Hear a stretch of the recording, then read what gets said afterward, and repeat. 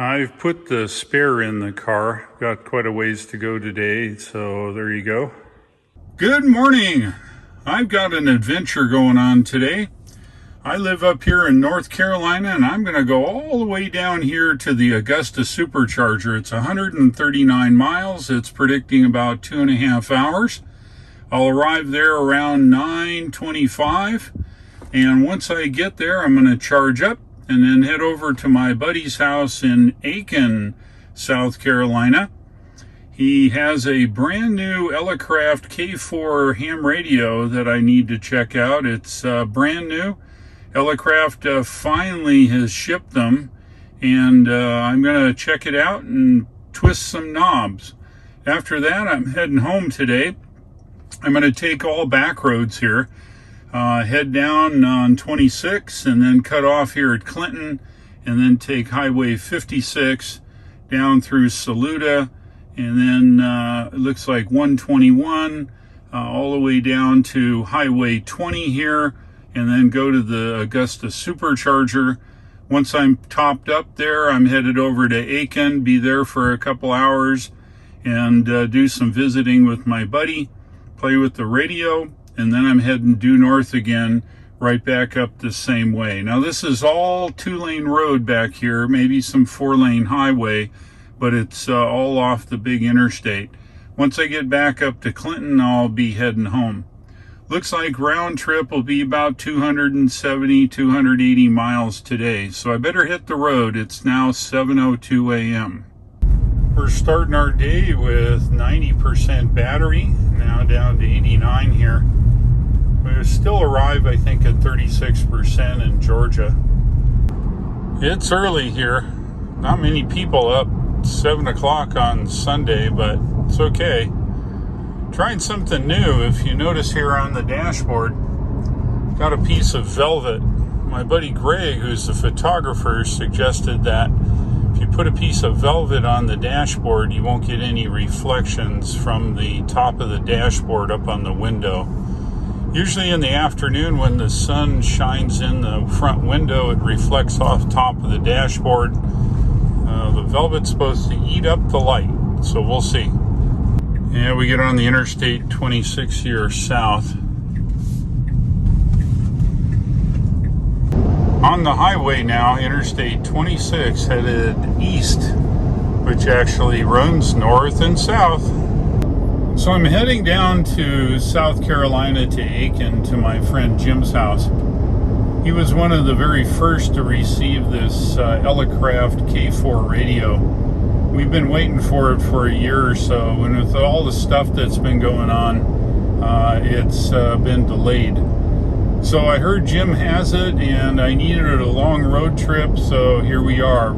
No road trip is complete without a Scottish breakfast. Continuing eastbound on Interstate 26 now, just south of Spartanburg. Sun's starting to come up. Well, it starts. Looks like we're rain here a little bit. I think this afternoon the weather's going to get worse. It's coming out of the Gulf of Mexico and coming up this direction, so probably in a lot of this. Right now we get just a sprinkle, I think.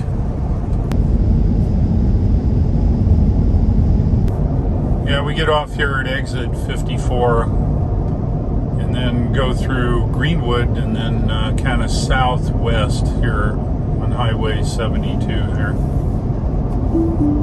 Now take exit 54 on the right. In 500 feet, turn right onto Highway 72 east. This road here bypasses the town of Clinton. It goes all the way around the outside here. The navigation here in the Model Y and all the Teslas is just superior. If you look at it, it's just so much detail. Gives you clear indication where you got to go, and it'll also tell you verbally where you got to go. Coming up to this light up here now, and you can see it, and we're going to be making a left here. Now turn left onto Jacobs Highway.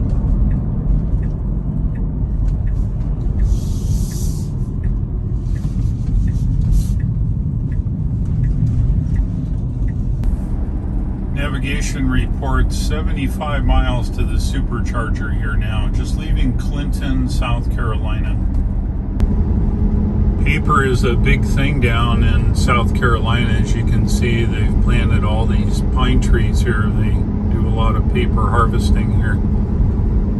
It's 71 miles to Augusta now, and there's not a lot going out here. We're kind of cutting across farmland. We're going to see lots of farm and other types of industrial things as we drive along here today. We've now entered Newberry County, and their roads are not very good compared to the last county we just came out of. Yeah, there's really not a lot of anything out here. See, there's just nothing. I continue to be on autopilot here on Highway 56.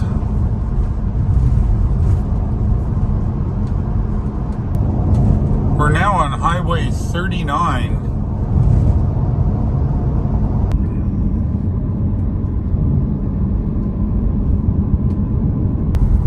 Highway 39 is also very sparse. There's not a lot going out here except for the crows here eating up good stuff off the road.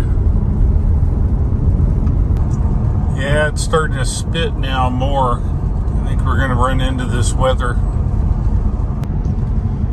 I would bet that most new to EV people are very apprehensive about driving their cars very far from their house or a supercharger or some kind of DC fast charger. I'm out in the middle of South Carolina now here on a 2-lane, and I've been driving my Model Y now for probably 27 or 8,000 miles. I've come to rely on what it says when the navigation says you've got 205 miles of range. You pretty well have 205 miles of range, considering that it calculates the whole way as it drives. Of course, with an EV, like even a fossil fuel car, if you're really putting your foot in it, you're going to get less mileage. The same thing happens with an EV. But if you pay attention and drive it at a reasonable speed, whatever it says, you'll get that. And if you pay attention, no problem, it'll get you there. Continuing on Highway 39 now on autopilot as the weather deteriorates here. There's a lot of houses here. The old ones you can tell with multiple chimneys, like this guy here. This have 3 or 4 chimneys. We're heading right through the center of town here. Google directed me through this side road here, which is running in parallel with Main Street. Looks like a residential road here.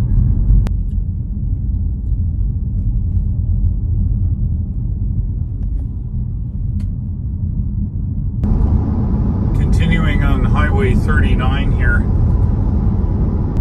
There you go, that's what I'm talking about.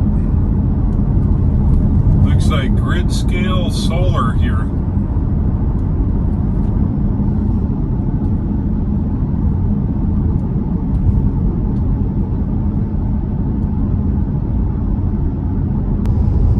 We've now switched over to Highway 121.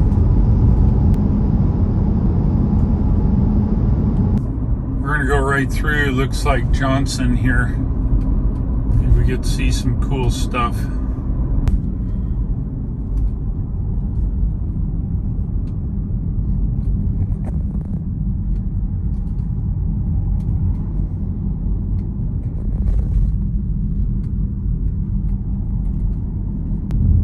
And this is downtown Johnson.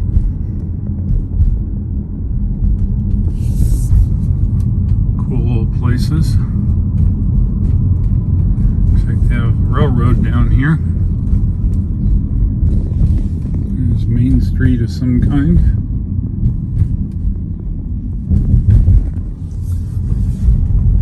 As we start getting out of town, you can see some of the older places here. Looks like a school district. Some very cool old houses.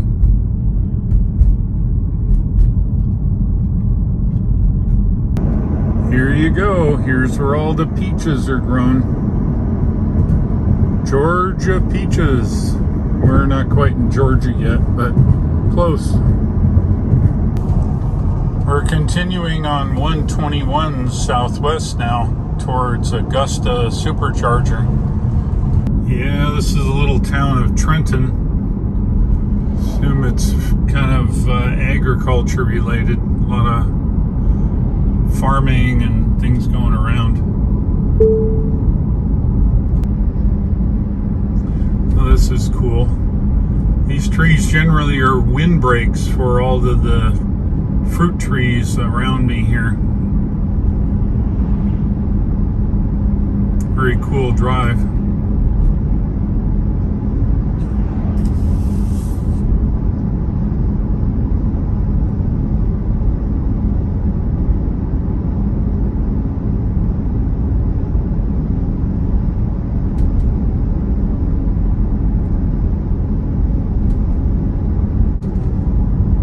Looks like it might be clearing up a little, which is great.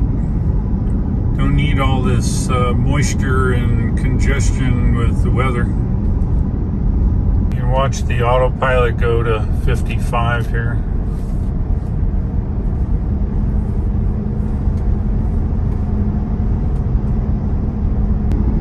We are now on Highway 25. Well, that's cool. You wondered where the generators come from? Well, there it is, Generac, right there.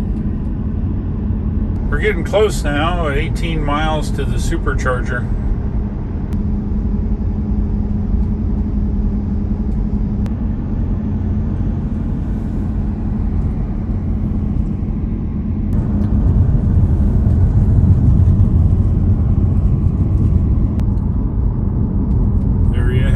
Twin water towers. You don't see that very often. I'm in North Augusta now.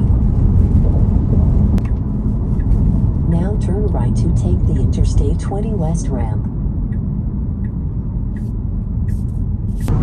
We're on westbound Interstate 20 now, headed towards Atlanta, but we're headed to our destination at Supercharger in Augusta, which is just about 6 miles up the road.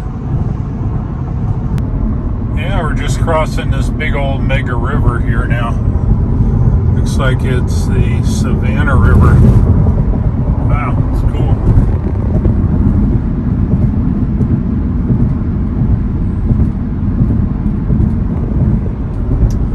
And that, of course, puts us in Georgia. Welcome to Georgia.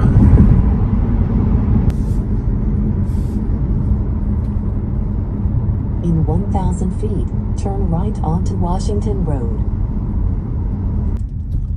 And it's way in the back, so that's cool. All right, well, we made it. Didn't have any doubts. All right, 34% upon arrival. The distance is 137.7 miles. We use 37 kilowatt hours, 267 watt hours per mile. Let's get hooked up. We'll top up here and head over to my buddy's place back in Aiken, South Carolina. Oh yeah, that's what I'm talking about. 146 kilowatts at 35%. Pretty decent. I'm going to head inside and use the restroom and let this baby charge.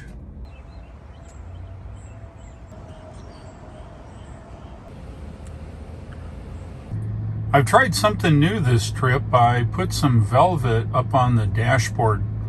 My photographer friend Greg suggested that if you put velvet up there, it eats up light, and it's true. I can look out of the window now, and I have no reflection at all of the dashboard from the sunlight. One of the important differences between Teslas and the new Mach E and possibly the new Ford Lightning truck is the charging curve. If you watch real closely here, we're at 55 kilowatts here, right at 80%. My Mach E, as soon as it goes over 80%, the charging power drops to 11 kilowatts and charges that way the entire way.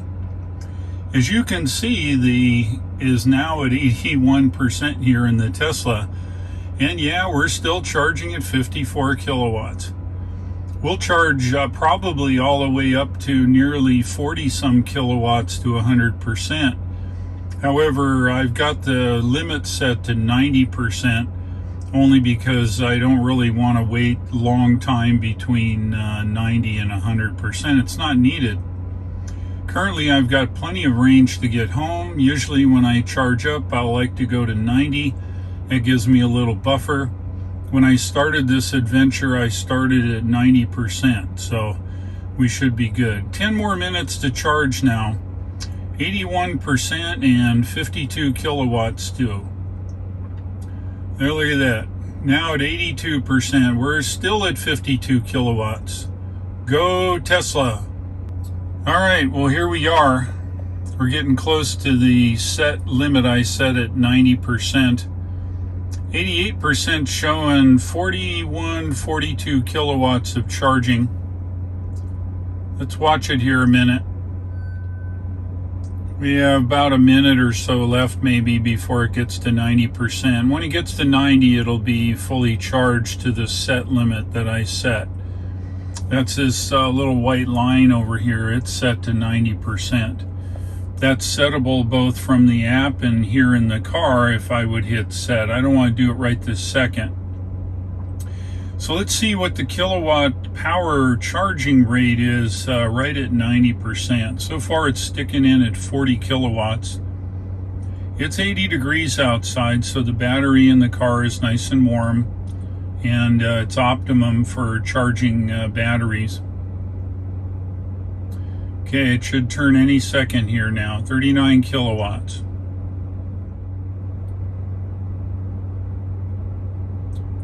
All right, so there we go. There's our set point at 90.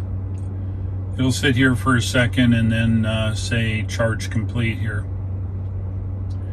Not bad, 38 kilowatts at 90%. This is what I was talking about, charging curves. This is really, really important when you travel. You cannot not charge past 80% because if the car is rated for 320 miles or whatever, I'm giving up 20% of that 300 miles of range when I'm traveling. And that's ridiculous. I want to be able to charge to whatever I want when I'm traveling because I may need that extra 10% to get to my destination. I do not have another half hour or hour at 11 kilowatts above 80% to actually wait. It's ridiculous. All right, well, I'm at my set point. I'm going to move on down the road and head to Aiken, South Carolina. All right, so basically there's a little button right here on top. You see it? And we're continuing to charge when we're green. I'll push this button and watch this light. Now we're white. You heard the noise. It's unlocked, and I can unplug it, and then it goes right up here in the holder and right back up on the charging stand. And guess what? The charging flap automatically closes. All right, here we go. We're heading to my buddy's house here now in Aiken. 26 miles, 29 minutes. Let's get out of here. This is the Savannah River looking to the south.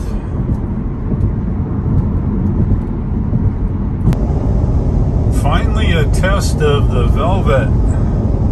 Now look at that. No reflection off of the dashboard with the sun shining in. How cool is that? Eastbound Interstate 20. I just about brought the Mach on this trip, but when I looked at the charging options available, the range of the Mach would just not make it. See a couple buzzards there on the side of the road. The Mach has a 185 mile range when charged at a Electrify America DC fast charger. And you say, well, you can charge it past 80%. Yeah, you can. But the Ford charge curve only allows 11 kilowatts past 80%. And as you saw here in the Tesla, you can go to whatever the battery is scheduled to charge at a much faster rate. I think we went from 80 to 90% in, I don't know, 10 minutes, something like that, instead of an hour.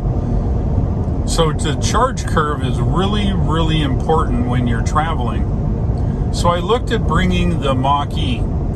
It's 149 or 69 miles to the EA there in Augusta, which is nearly 40 miles away from Aiken. So doing a little math, let's say I charged it up to 100% at the house. I drive down, I drive 165 plus charging losses and losses in general. I probably arrive at, I don't know, probably 20% or something like that. I'll charge up to 80% in 40 minutes, okay, good. But I still only have 185 miles of range. So 40 miles from the EA charger to Aiken, there's 140 left. And from Aiken and home is 135 miles to my house. And what I discovered in the Mach E is when you get to zero, you're walking. There's no buffer at all. You may get a mile or two, but it says pull over and park the car.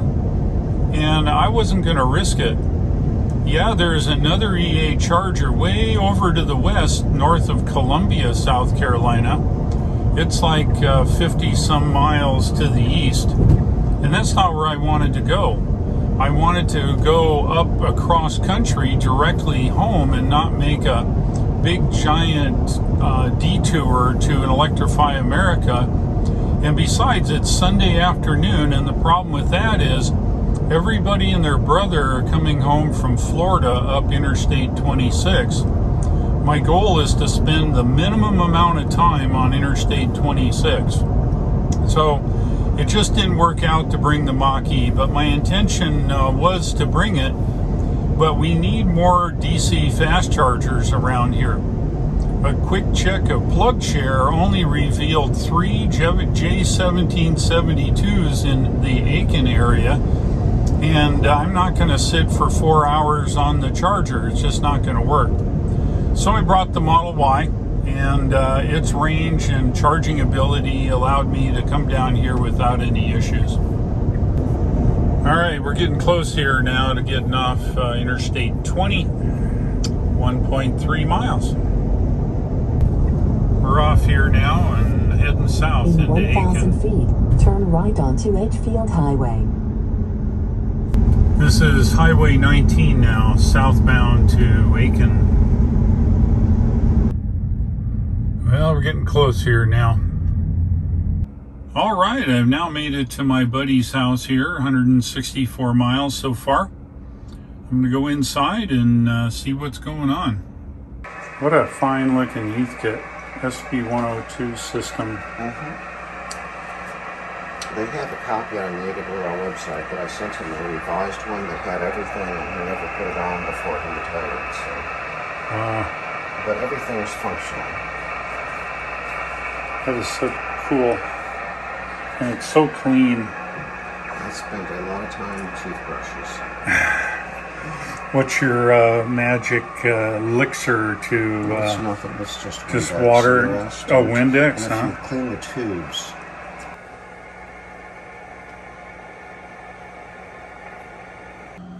All right, so here we go. This is narrow filters.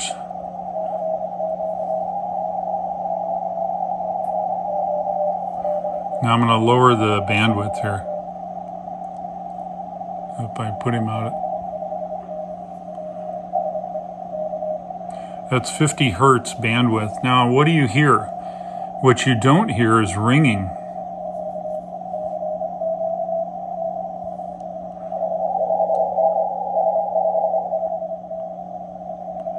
There's absolutely no ringing in the CW filter.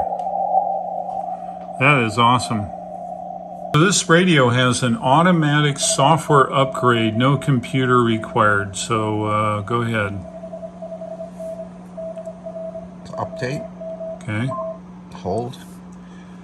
And I'm up to beta release because I want the bleeding edge Yes. software. Yes. So we go for a check for updates. Okay.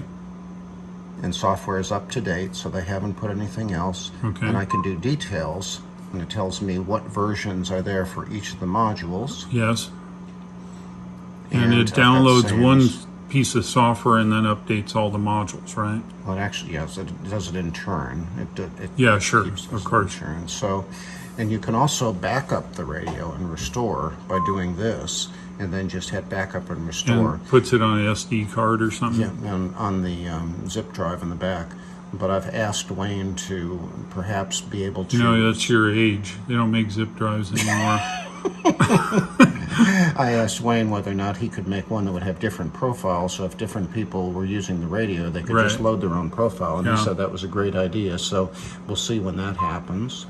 So, and then if I had updates, I just hit install, Sure. and it would just do it, but now I can just exit and the radio... That is reboots. so cool. That's one less step you got to go through from the PC.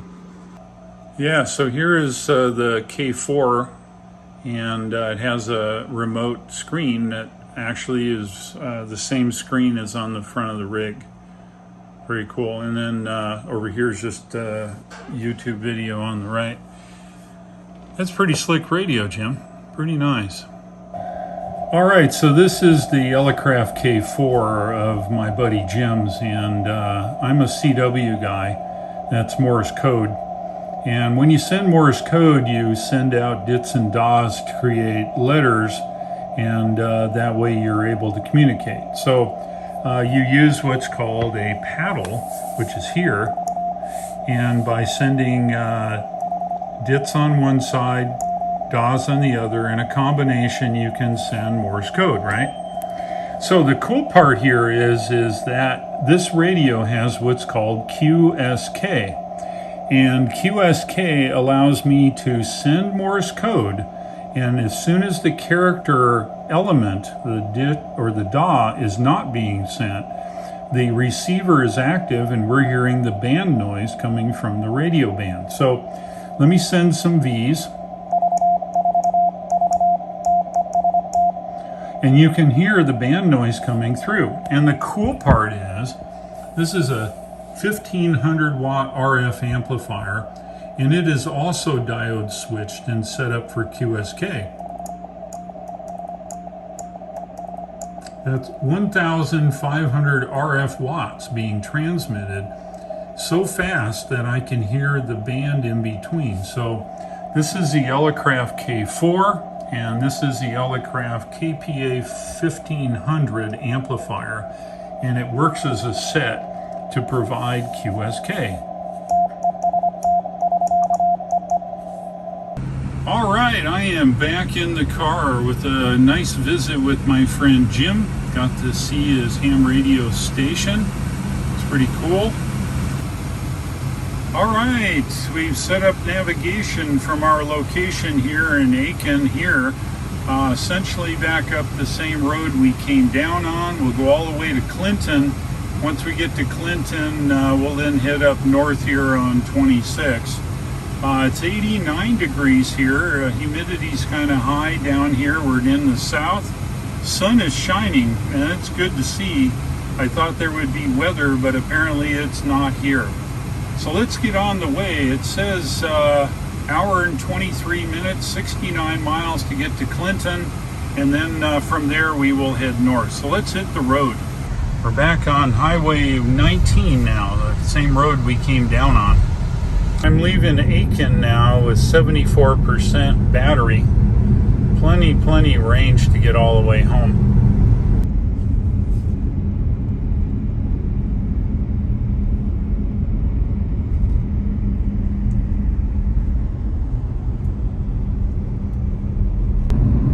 Yeah, we're going through the town of Johnson now.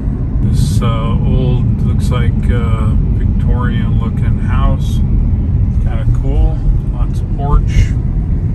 They cut this place here, which is very cool. Some very cool downtown looking stuff here. It says on the sign there 1912. It's kind of a cool place. We can see down here Goes through Main Street.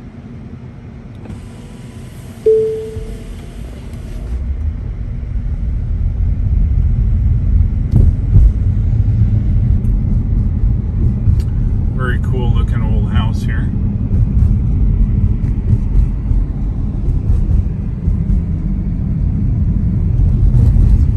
Got some other neat places here.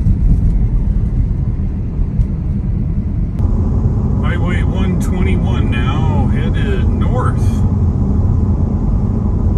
Interesting little town. When we came up, we kind of bypassed it, but we're actually going to go right through town now, and we'll see what we can find here. This is downtown Saluda. I think where we're going is up here on the right. I'm not sure. Yeah, this is downtown Saluda here.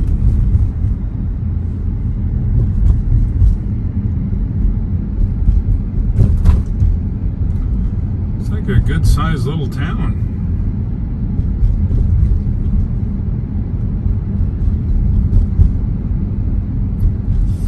I was like looking at these car dealer looking places, kind of cool.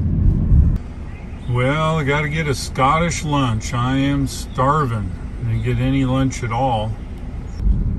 Just leaving the town of Saluda. Kind of a cool old place there. The weather looks really good. I don't see any rain in the forecast here. Alright, we're on to 56 here now.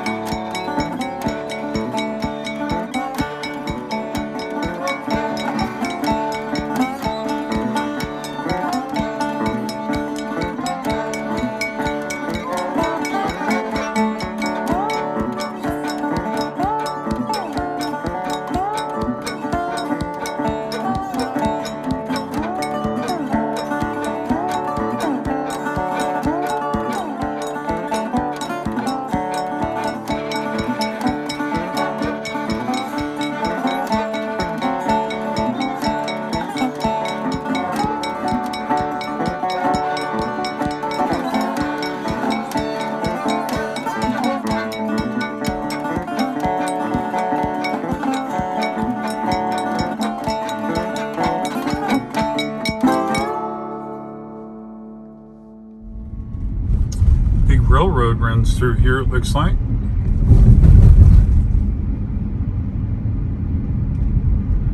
Looks like it'd be fun to drive around here and see what's going on.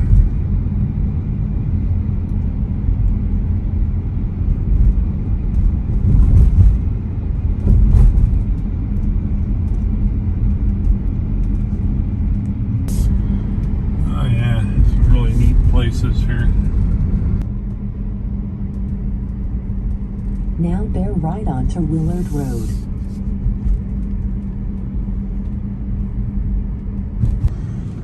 All right, heading westbound on 26 here now. All right, we are on 26. Running autopilot, of course. It's the only way to travel.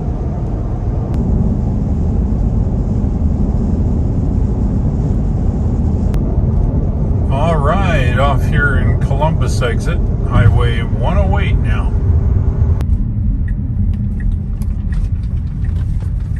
Getting some Chinese food today. I'm home. Holy mackerel, what a day. 299.1 miles. I burned up 84 kilowatt hours. 279 watt hours per mile of average usage. I ended up here at 18%. As you remember, at about 139 miles, I went to North Augusta, Georgia, charged up to 90%. So from 90% to 18% is what it took for me to leave Georgia, go to my friend's house for several hours with the cabin overheat protection on at a 90-degree temperature, and then drive all the way home at the speed limit of 70 some miles an hour. So it was a really great day. Got to see my friend's new radio in his shack and all of his antique radio gear. It's pretty cool. It was a good experience. If you like this video, go ahead and click the like, click subscribe, and don't forget to click the bell icon to not miss anything going forward. If you'd like to buy yourself a Tesla, the referral link shown at the bottom of the screen gets you 1,000 miles or 1,500 kilometers of free supercharging that is good worldwide. Thanks for watching. I'll look for you again, and take care.